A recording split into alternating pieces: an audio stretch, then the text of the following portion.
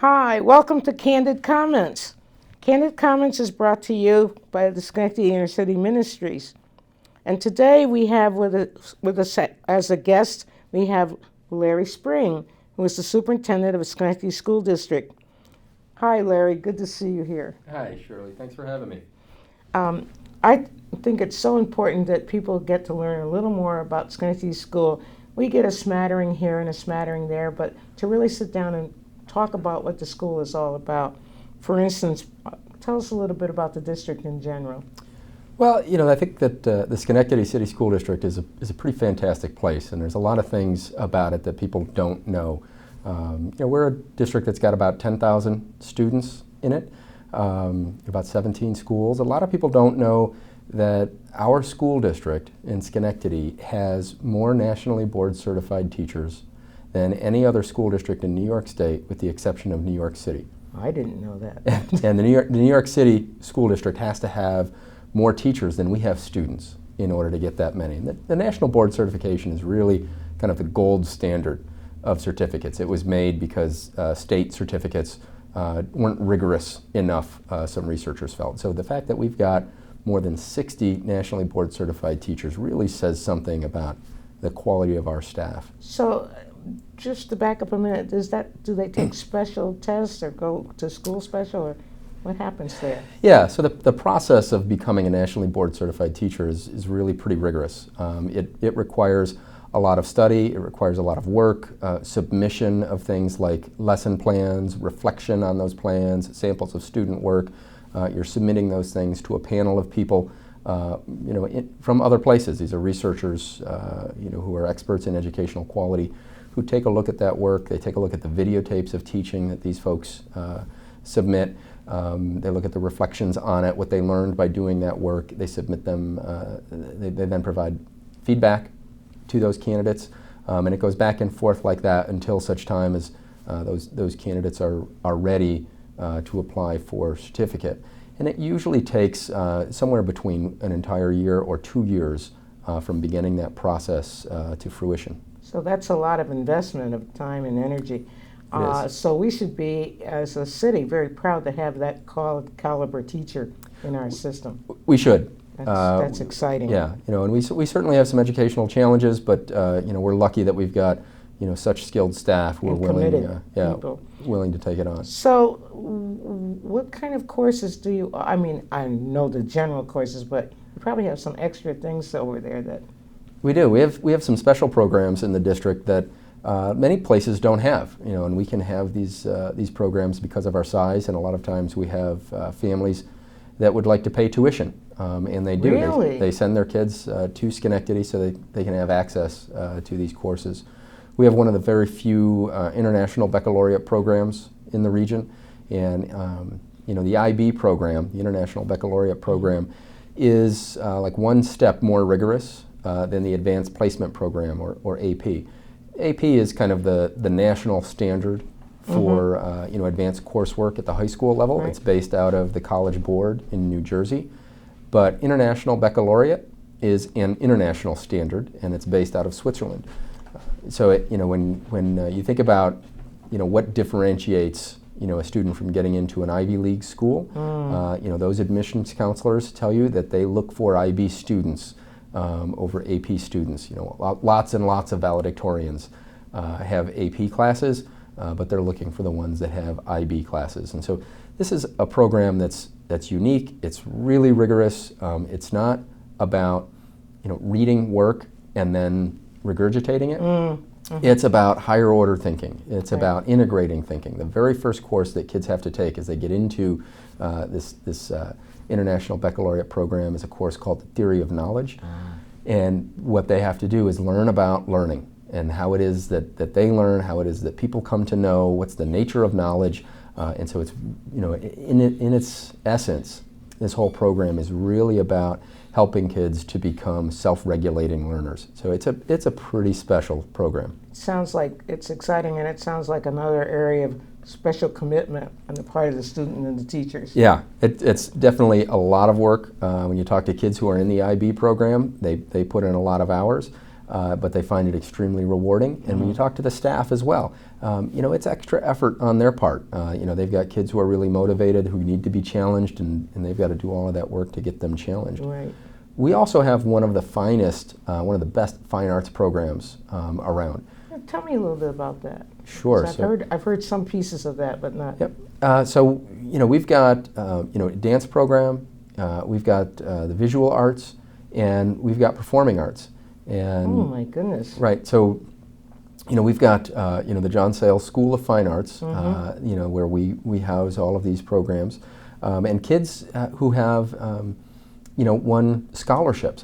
Before I came to Schenectady, I thought scholarships were for athletes. Yeah. I didn't realize that you could get a scholarship in drama, and we've had kids do that. And, excellent. We've got such a strong program in the performing arts. We've got kids who, by the time they graduate high school, have been in the double digits of productions. Every year we put on in the neighborhood of 4 really high-level, fully produced productions at the high school. Community comes to that, don't they? They do. I believe, yeah. They do. They're generally packed performances, and because we put on so many productions, kids are able to try on these different roles that tackle sometimes very sensitive, mature, and sometimes controversial subjects. And we've got staff who are able to do that with kids in such a way that kids really develop this fabulous voice about themselves. They figure out who they are and who they want to be and what role they want to play in the world,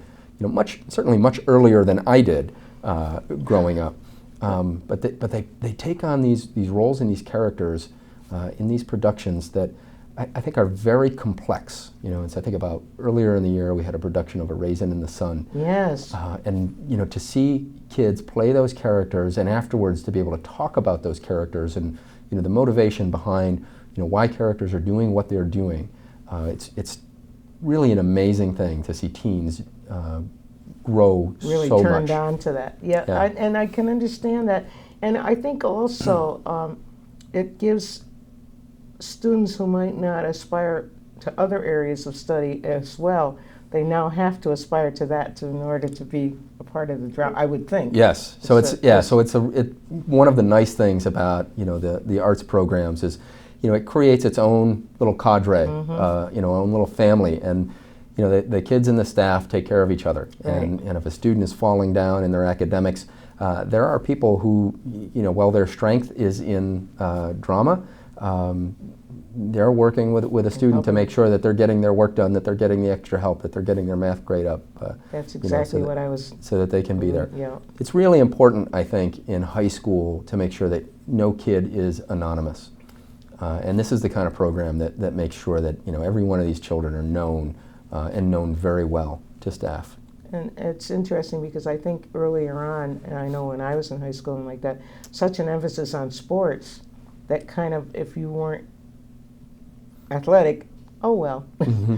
And so this really opens up some doors for kids that would choose to follow that kind of a path. It does, It probably helps them later on in life too, whether they continue on that. There's some skills that they take on, I would think. Absolutely. The discipline that they develop, the sense of voice that they develop in these programs is amazing, right? Kids really become reflective. They think an awful lot about who they are and who they want to be, and they develop this wonderful sense of voice. When you hear them speak, and oftentimes these kids do speak publicly at events, you hear them speak, it becomes very clear that they're confident, that they know who they are, right. They know what they want the world to be and what role they want to play in that happening, which, regardless of how, things like, test results pan out, that's really what we want for kids. Exactly, and that sense of maturity.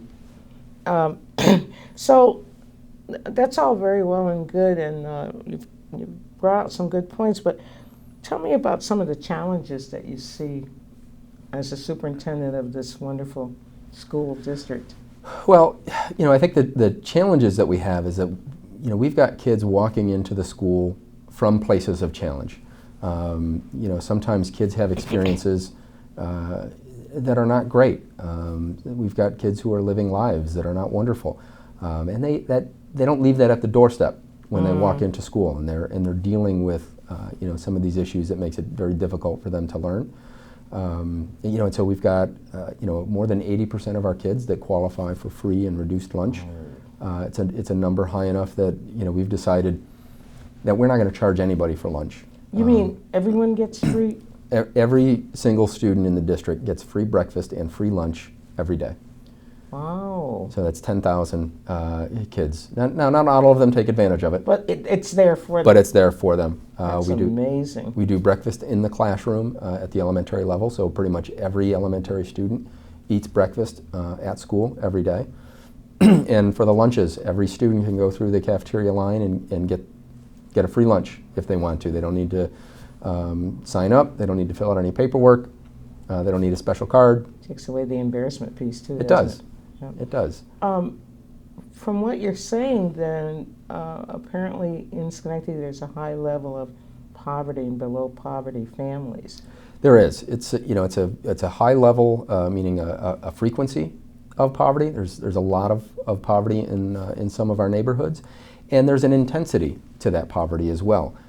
We've got kids who are living in some pretty intense conditions that can be harmful to them. We know that living in poverty means a lot of other things. It means that kids are going to be exposed to environmental violence. It means that their nutrition is probably not going to be great. We know that we've got kids, they qualify for free and reduced lunch, but in addition to that, we've got, we think in the neighborhood of 2,000 kids that really go hungry every day. And so we try to send home backpacks full of food to those kids on Fridays. Tell me about the backpack program. When did that start? Well, that's been going on for a while. It's been growing slowly. Last year we were sending home backpacks of food to about 200 or 220 kids, families on Fridays. But this past year, just this year, we had some community partners who realized that we had a much bigger need, and they wanted to work with us to grow that. And so we got some folks together to work on that program. MVP was absolutely critical in bringing folks together, and we've more than tripled the number of families that we're able to get backpacks home to this year. So we're over 700 backpacks going home on Fridays, and that really provides some basic staples for that child and their family for the weekend. Some bread, peanut butter and jelly, some healthy snacks, some protein-dense food, maybe some tuna fish or something like that. Sure. But enough food so that they're not really going hungry across the weekend. It's adequate, yeah. So you're talking about hungry kids and poverty, and so what's that got to do with when they come to school? I mean, what's the big deal? Well, one of the things that's overlooked, with poverty and hunger, is a lot of times we think, if kids are hungry, they're not going to be able to focus, and so let's get them something to eat, and then they'll be able to focus. But one of the more insidious effects of poverty and food insecurity is mental illness.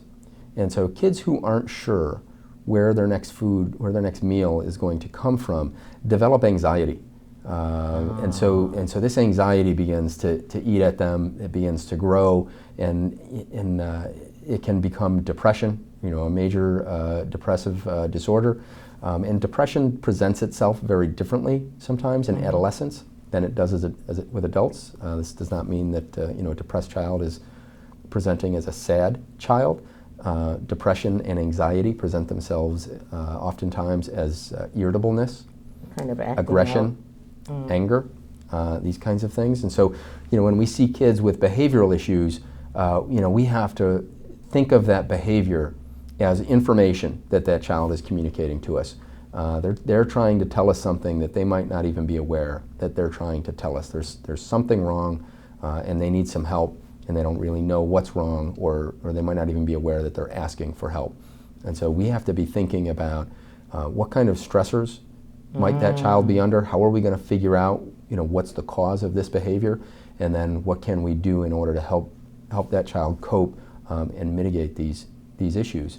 Because children who have anxiety, children who have depression, we actually have a pretty high percentage of students against what you would normally find in a population, a pretty high percentage with post-traumatic stress disorder. So young kids who are exposed to more than 4 or 5 what we call adverse childhood events. If they're exposed to some form of environmental violence, if they see a violent act on the street, if there's abuse in the home, if that happens more than 4 or 5 times, within their proximity, the likelihood that they'll develop post-traumatic stress disorder becomes pretty high. And one of the problems in treating that is, in order to have any treatment be effective, you've got to get the child to feel safe. You've got to feel secure. Otherwise, any kind of treatment is really just going to be re-traumatizing. Because they go right back into the same situation. Right. So it sounds like you're saying, instead of kids acting out or things aren't right, instead of slapping a label on them and putting them in some special environment, you're saying you really need to do a holistic view of this child. Right. So instead of asking ourselves, taking a look at a child who's acting out and saying, boy, what's wrong with that kid? We need to ask ourselves, well, what happened to them? Yep. We really need to make sure that we're understanding what's happened to our children, so that we can begin to help them deal with that and create a different set of behaviors so that they can be successful in school. School is a really difficult time. I think sometimes we forget just how difficult high school is. There is no other time in our lives when we're expected to be so good at so many things all at once. Yeah. Right? When we graduate, we're allowed to specialize. We go to college, we get a major. When we graduate from college and we get a job, now we're really specialized. I just need to be good at this thing that I'm doing. But in high school, we expect kids to be good at everything. All of the Regents exams that they have to pass, all of their courses, all of those things. That's a stressful time, and kids really need our help to get themselves in a place where they're well supported to be that good at so many things. Well, and in spite of the fact that they also are turning into the adults, so things are happening internally that they can't even speak of. Yeah, we really forget what happens to kids during their adolescence. The synapses, the connections in their brain. I wouldn't want to go back with you. No, the synapses in their brains are actually breaking and reconnecting. Right. And so when your teenager forgets to pick up his shoes that you just told him to pick up, they're not necessarily being insolent. They're not being rude. There's probably a biological reason as to why it is that they forgot to pick those up. I read somewhere that actually we talk about them making poor decisions, and that actually the decision portion of the brain hasn't even developed until they're 22, 23 years old. That's right. Yeah. And I read this. Yep. And so we expect that decision-making function to develop in this linear way, right. And we expect once I talk about the 100-pound rule, and once kids get to be about 100 pounds, we kind of expect them to be like little adults. We expect that they're making these rational decisions. We expect that there's intentionality around what they're doing, and we change the way in which we respond. When kids are real little, we respond in a therapeutic way pretty naturally. When they get over 100 pounds, not so much, and so we forget that there's this delay.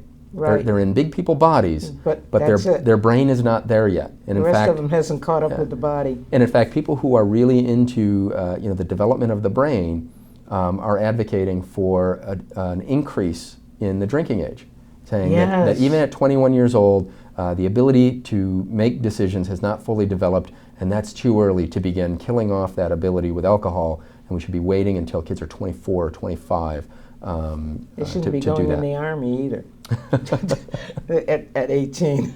It's very interesting. I really begin to wonder when you start talking about the change in how you see a kid and the needs that they may have. To me, that sounds like you have to have some specialized staff on, or advisors or something, to look at these kids. And that kind of gets into funding, because so places that serve high poverty areas need to have a different level, or what they call an expanded platform of services compared to other places.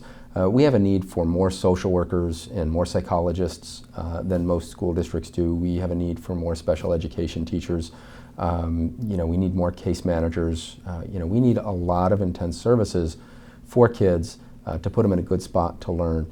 And those things, they cost a lot of money. We partner with our community agencies. I think we've got great relationships with all of the folks in town. But the reality is, there is not nearly enough service to go around, and to try to fold that into the budget is very hard. The state shorts Schenectady in the neighborhood of $62 million every year. Oh, ouch. Yeah, a lot of people, for a lot of folks, that number sounds fantastical, or like I'm using hyperbole. But $62 million every year, according to the formula, what New York State is prescribed to give us, and what they actually give us. We only get about 55% of what they're supposed to give. Now that means that we don't provide nearly the service that the state itself says we should be providing to kids, but we don't short it entirely. The taxpayers of Schenectady over the years have said, we need to have more for our kids. They've increased the tax rate in order for us to not completely collapse and give up on our kids. But having an elevated tax rate only exacerbates our issue. So because we get such a low level of state aid, we've got an elevated tax rate, and that means that we've got families that habitually get evicted. We've got foreclosures that happen, and those things can be traced directly back to that elevated tax rate, which comes from a lack of state aid. I'm going to ask you a tricky question now. So how come you have this problem? What about the lottery? Well, it's a really complex answer as to why we have this problem. I think there was this notion that the lottery was supposed to add lots of money to schools. That's what they told me. I think that it was kind of a displacement. They added the lottery money, but then took away some other money. But there are lots of reasons, I think, why Schenectady doesn't get its fair share of state aid. I think when I filed a civil rights complaint against the state for this, because there are only some districts that are so dramatically shortchanged, and school districts that are minority as majority district, like Schenectady, are 10 times as likely to be dramatically shortchanged, to get less than 70% of their aid, than school districts that are predominantly serving white students. And so there's a significant race issue there in how the state is deciding who's going to get all of their foundation aid. And I filed that civil rights complaint. The governor was asked about it at a press conference, and his response was, "That's democracy. That's the way it works." Really? Yeah.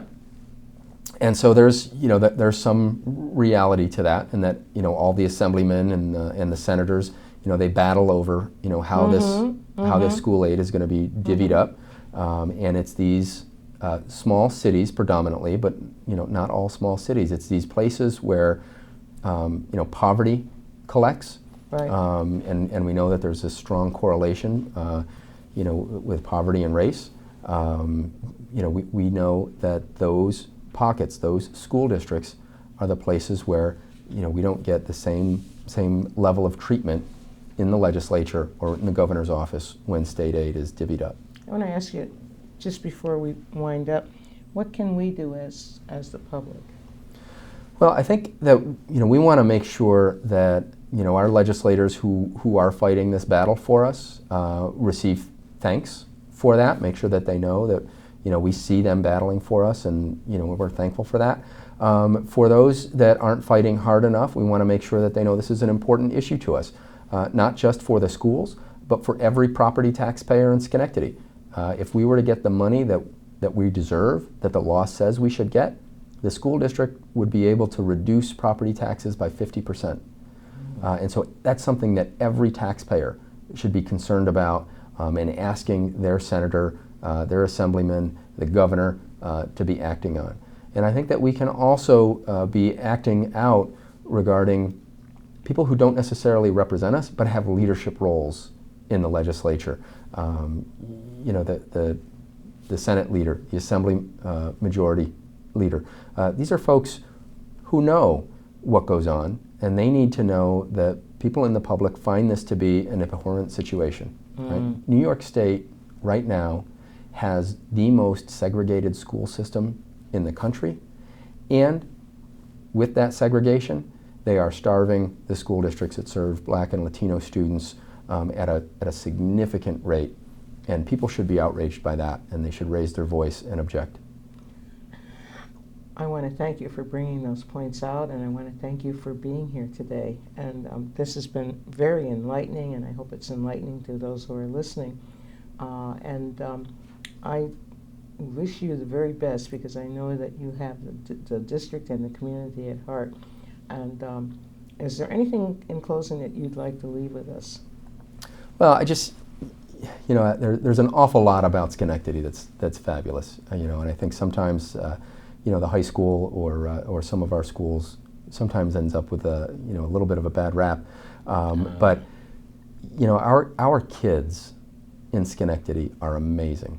They are fantastic kids. When you see them out in the community doing community service, when you see them volunteering their time, when you see them helping each other out, when you see them out at events, it becomes very clear just how fabulous the children of Schenectady are.